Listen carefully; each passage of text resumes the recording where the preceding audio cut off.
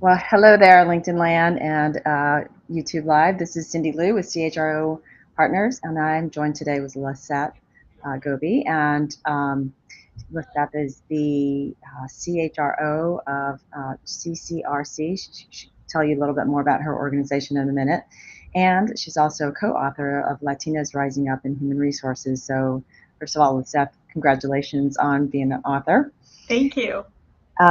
We are going to chat today about learning and development and organizational development and how it's a major enabler for business growth. And so Seth is going to talk to us a little bit about the business challenge behind why she chose to focus in this area, her transformation journey. And as you all know, we're always talking about HR transformation journeys, and also some of the results that she's had and lessons learned. So first of all, if you've joined us now, we cannot see who you are or where you're joining from. Just maybe put in the chat where you're joining us from, and as Lisseth tells us a little bit more about her background and her amazing experience as a CHRO. Over to you. Thank you. Well, thanks, Cindy, and thanks everyone for joining us. My name is Lisseth Zouhbi. I'm the Chief Human Resources Officer at Child Care Resource Center, which is a nonprofit agency here in Los Angeles. And we're very focused on providing different services to the community, especially families and children. And I've been with the organization for about 2.5 years. I've been in HR for over 2 decades. Started my career in hospitality, and I worked with some big hospitality organizations, Fairmont Hotels, Starwood, Rosewood, and made the transition to nonprofit. Graduated with a bachelor's in international business, done various certifications in human resources, and yes, most recently, I'm a co-author for a book called Latinas Rising Up in HR, Volume 3, the Executive Edition. So very excited to be here with everyone and share a little bit about my background and some of the areas that we've been focusing here at CCRC.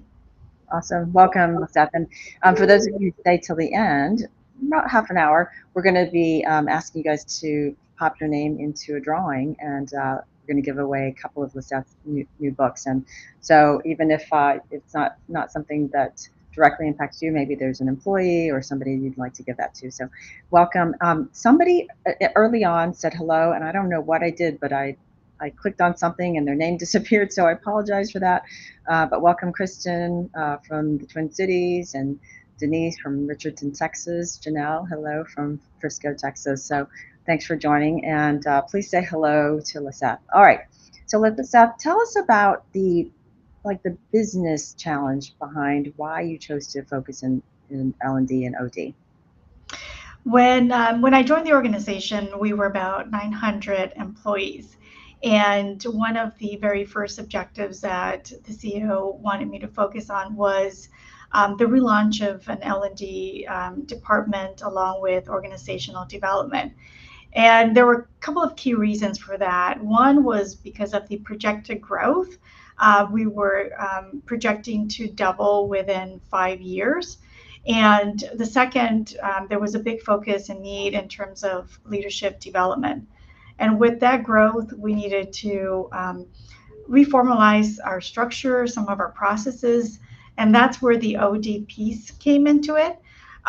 So those, I was tasked with that, and we were also walking into the implementation of Workday.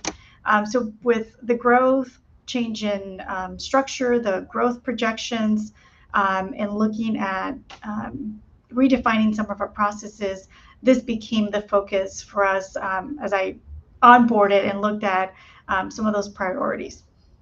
That's awesome. So doubling the growth. Where are you guys today?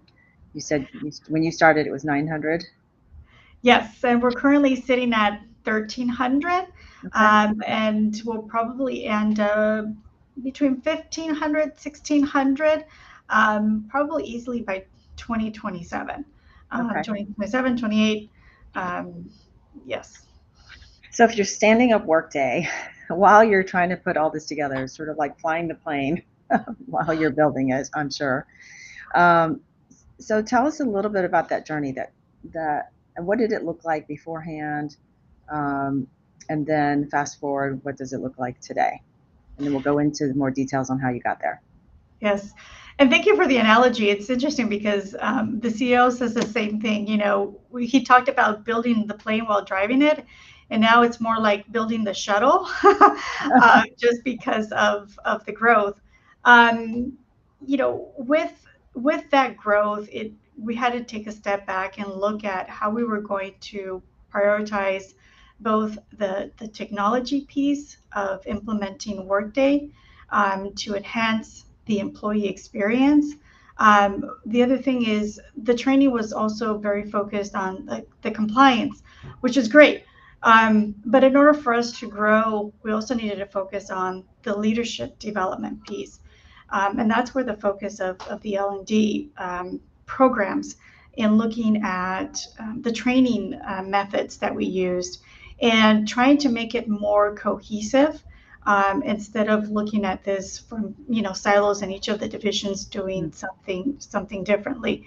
So while we were working on the Workday implementation, which it was an 18-month project, because we did all the modules. And if any of you have ever implemented Workday, doing all the modules at once is a huge undertake.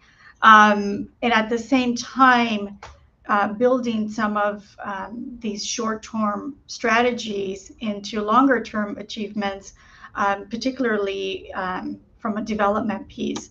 Actually, all the areas within the human resources function, we were looking at what the impact of Workday was going to be to use a technology to help us with some of our strategies and the growth.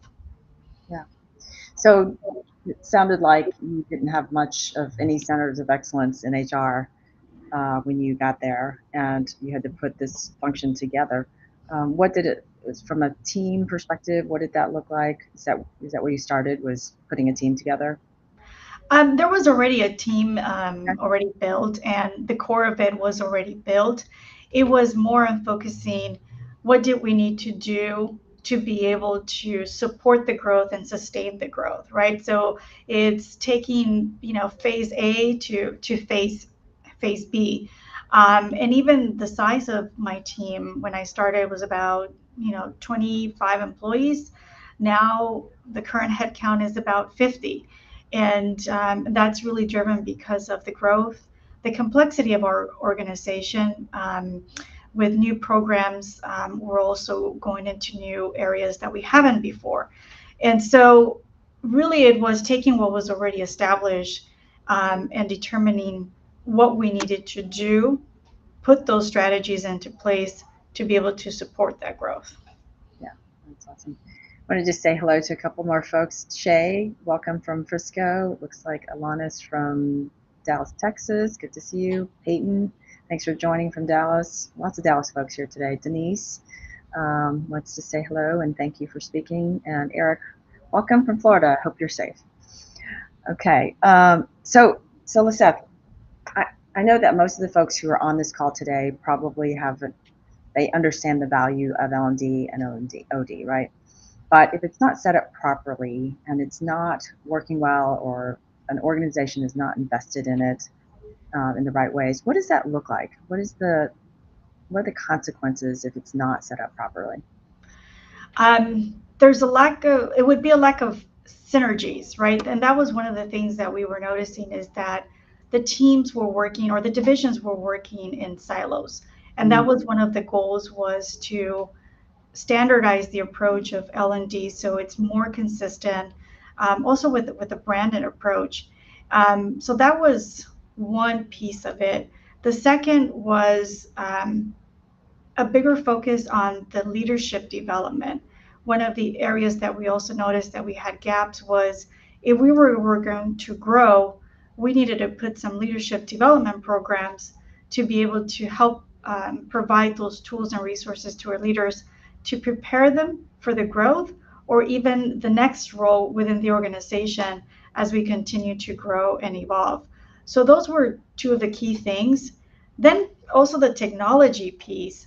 I talked about Workday earlier, and that was another big piece, because we needed a more robust system to help us elevate the learning experience, track the data, so that we're able to look at, training hours, the impact that it has, and then also utilize AI. And I'll talk about AI in a minute.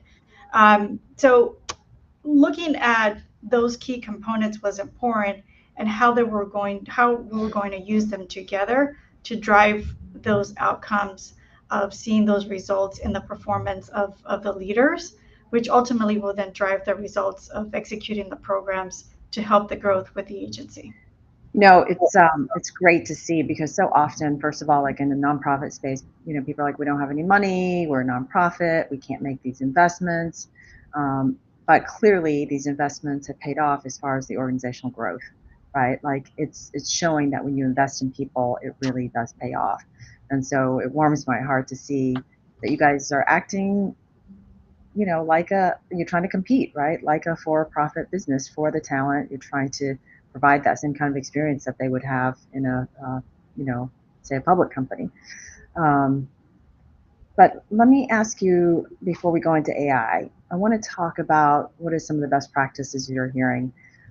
As an example, I was talking to one of our mastermind members today about their journey in learning and development, and some of the older technology maybe has like really long videos, compliance videos for people. And he was like, it feels like these days, like a half an hour video is like a 4-hour movie. And I was like, that's a great analogy. What did you hear, and what have you guys learned about the best practices around learning and development today? So before we looked into developing our strategies, we did a learning needs analysis. It was important for me to get feedback from the stakeholders in terms of what training was important to them. So that was one piece. Also looking at the ADDIE model in terms of the development of the training. The second piece was a blended learning. I think like most of us, we have experienced changes with the workforce. Pandemic, majority of people were remote. Then we started coming back, and so we have a mixture of employees that are out in the field daily, or in classrooms. Some that are hybrid, so there could be days in the office or some days remote. So we also had to look at the approach of what would be most effective, because it's not feasible to do 100% in person or 100% virtual. Sometimes there might be a disconnect. So one of the best practices that we learned was a blended approach to the programs that we created. And this was part of the needs analysis and understanding the needs from each of the divisions, so that those trainings were tailored to those specific needs of that division. We look at programs from an agency wide, and then we also look at training programs to help support the needs of each of the divisions. So with the blended learning, there might be some programs that have a combination of some preliminary work, e-learning on your own pace, and then joint sessions where it's more kind of key learnings and doing some exercises, and also in person. So it's been a combination, and we learn and we grow and we adjust to, again, what the business need is for our organization, and adapting so that we can try and drive the best outcomes. And that's the next piece of the evolution from our program, is then measuring what is the impact of those training programs. Yeah. And what are the things that you're hoping to measure? I know you're still in the middle of this journey, but what are the things that you're hoping to be able to measure? Well, one of the most basic fundamentals is tracking the training hours and understanding where we're seeing some success stories or where we're seeing some gaps. But one of the other things that we are going to implement are assessments before training and post training. The third piece is looking at the impact of the performance based on KPIs, and also looking at succession planning and the numbers of internal promotions or transfers. So separately, we've been working on a dashboard because we are trying to be able to gather the data and look at what is the data telling us with what we're experiencing and seeing in the workforce to be able to tell a story. So it's not just looking at the numbers, but what is happening, what are the outcomes that we're seeing as a result of some of these programs. That's awesome. I love it that you're tracking KPIs and measurements, because I think so often we say, hey, the HR stuff, it's just soft, it's hard to measure, but you got to start somewhere, right? And even if it's not the final metrics, and we can't say, hey, HR can take complete credit for all of these things, but if there are key performance indicators along the way that you can measure, it's a big deal. So I actually put an article out earlier this week about this topic, because I think more accountability in HR is such an important thing to consider. So I commend you for that. That's awesome. Thank you. Okay, so everybody wants to know what you're doing with AI. It's funny you mentioned that, because I was talking to one of my direct reports this morning, and we were talking about some of these projects with AI, and for being a nonprofit, we're actually very progressive from the technology piece. Specifically with L&D, there's two key tools that we've used. We've used Scribe, which is more of a program that has helped us create learning guides of, capturing sort of screenshots, which saves a lot of time. And the second one has been Articulate 360, which is an authoring tool to create e-learning programs, which has saved the team a lot of time in putting together programs, L&D programs from scratch, or combining and using different resources. The other one that we just literally started the implementation process with Kindo AI. How do you spell that? Kindo, Kindo. Okay. Kindo AI. And so our division of people and culture, we're going to be the pioneers for our company diving into Kindo.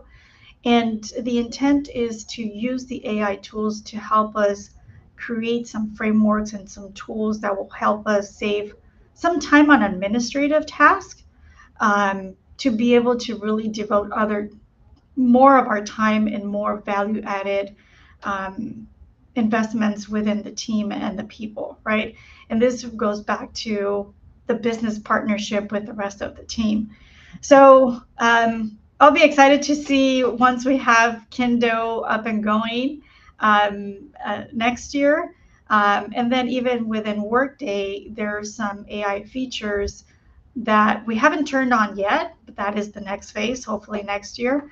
So it's really about, leveraging the technology in a way that can help us with some tasks that, who wants to spend hours and hours, building a framework, which when you can use technology, right? But it's also important for us to vet it out and compare to what is the outcome that we're trying to get. But we've made a lot of progress in leveraging technology to help us save some time in some of the initiatives that we're working towards. Okay, that's awesome. I'd love for the audience, if you guys are using any AI tools, whether it's in L&D or other aspects of your life, which tools are you using? How would you rate them? Go ahead and drop that in the chat. That'd be great to see that too. So I'm going to ask you a question we didn't really talk about before we get into the big lessons learned. But given that you're in Los Angeles, and Los Angeles is an entertainment capital, I don't know the world, but at least the U.S. I know Eric might beg to differ, and he might throw New York in there. But I'm curious, from an entertainment perspective, the people are so used to being entertained today, right? Like, I know my college students, I learned everything from TikTok. I'm like, oh, gosh. But she has picked up a bunch of great cooking tips, and she's cooking for herself now. I'm like, okay, that works. I don't care. Stay on TikTok if it, it's teaching you how to cook for yourself. But I think there's a generation, and there's I even find myself, like, if it's not interesting right away, if it doesn't catch my, attention right away, I'm sort of just out, right? And I'm a little ADD already. What's your personal opinion on the entertainment factor in L&D? And maybe it's not in phase one, but I'm curious what your thoughts are on that. It's interesting you mentioned that because for me, it's more about the multi-generation in the workforce Mhm. and looking at the programs that engages the different generations in the different programs, right? And so that's one of the other reasons why we've looked at smaller bite-size training, to your point, to make sure that it's engaging, um, and that you get to the core point, and then follow up with, a more in-depth conversation or workshop to really talk through what was the key lesson learned. And that's why we've looked at a blended approach to um, make it more adaptable and really try to target the different learning models, with the adult learning theory in mind. And so, yes, it has to be entertaining in a way, but we also want to make sure that it fits within our culture, and with our branding. And so we've been very mindful of ensuring that our content is also branded to our company, our mission, our vision, and our values. Yeah, that's really important. I imagine that a lot of people who work there, it's a little bit about, the job, but it's also about the mission and being mission focused. Right. So, yeah. Correct. Yeah. All right, so let's talk a little bit about big lessons learned. What would you do differently, or what were some of the big lessons that you might want to pass on to our audience today? Um, I've had very ambitious goals, very big goals, and I've constantly had to go back and reevaluate with the team. Can we really accomplish this in a certain amount of time, right? And so I think Workday, there were a lot of key lessons learned for us, especially, did we need to implement all the modules at the same time? Um, Maybe we needed to have added more support to our teams because we still had to run the day-to-day operations. And so for me, a key lesson learned was um, maybe not being so aggressive with so many objectives at the same time, even though there were everything is urgent and a priority. But really taking a step back and putting more time buffers Hmm. into these projects. And so now, as I look at our strategies moving forward, I'm more mindful of giving ourselves some buffer because things will happen. Yeah. And just it's a constant reassessing, every 3 to 6 months. Um, is this still a priority? Are we on target? We just launched our 5-year strategic plan, and so now it's realigning our goals with the strategic plan, and that's why it's constant, right? So we always have to make sure that we stay on top of those goals, what's working well, what's not working, and tweaking it. Yeah. And so agility is crucial. Right. So I'm kind of giggling because some folks in the audience we used to work together, and they would probably have the same feedback for me on, like, way too many priorities going on all at once.